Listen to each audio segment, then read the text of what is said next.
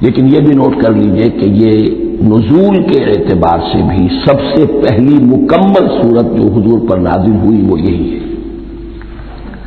اس سے قبل متفرق آیات نازل ہوئی، 5 آیتیں سورہ علق کے آغاز میں، کچھ آیتیں سورہ قلم یا سورہ نون کے آغاز میں، کچھ آیتیں سورہ مزمل کی ابتدا کی، کچھ آیتیں سورہ مدثر کے آغاز کی۔ 5ویں وحی تقریباً اس پر اجماع ہے کہ یہ سورۃ الفاتحہ کی ہے اور یہ مکمل سورت ہے جو حضور پر نازل ہوئی۔ سورۃ الفاتحہ کے معنی ہوئے افتتاحی سورت، فتح یفتح کے معنی ہے کھولنا، مفتاح کنجی کو کہتے ہیں، چابی کو۔ تو یہ اوپننگ سورہ آف دی قرآن، قرآن حکیم کی افتتاحی صورت۔ ویسے جیسا کہ میں تعارف قرآن کے ضمن میں عرض کر چکا ہوں، عربوں کا یہ مزاج تھا کہ جس چیز سے انہیں خصوصی محبت ہوتی تھی اس کے بہت سے نام رکھتے تھے۔ اس کے بھی بہت سے نام ہیں۔ سورۃ الفاتحہ سب سے عام ہے، لیکن الکافیہ، الشافیہ، ام القرآن، اساس القرآن، کم سے کم یہ 4 نام تو میں سمجھتا ہوں کہ ہر مسلمان کو مزید معلوم ہونے چاہیے، اور بھی بہت سے نام۔ اس سورہ مبارکہ کی بالاتفاق و بالاجماع 7 آیتیں ہیں، اگرچہ ان کی ترتیب میں کچھ اختلاف ہے۔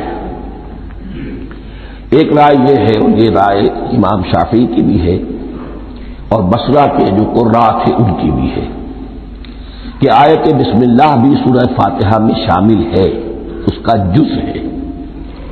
وہ اس کو شامل کر کے پھر 7 آیتیں بناتے ہیں، تو آخری جنہیں ہم 2 آیتیں سمجھتے ہیں، صراط الذین انعمت علیہم غیر المغضوب علیہم ولا الضالین، وہ ان کے نزدیک ایک آیت ہے۔ تو گویا کہ نتیجہ یہ نکلا کہ آیتوں کی تعداد 7 ہی رہتی ہے۔ امام ابو حنیفہ رحمۃ اللہ علیہ کا موقف اور کوفے کے جو قراء تھے ان کا بھی موقف یہ ہے کہ آیت بسم اللہ نہ سورہ فاتحہ کا جز ہے نہ کسی اور سورت کا جز ہے، سوائے ایک مقام پر جہاں حضرت سلیمان علیہ السلام کا خط جو ہے نقل ہوا ہے، جو انہوں نے ملکہ سبا کو لکھا تھا، انہ من سلیمان و انہ بسم اللہ الرحمن الرحیم۔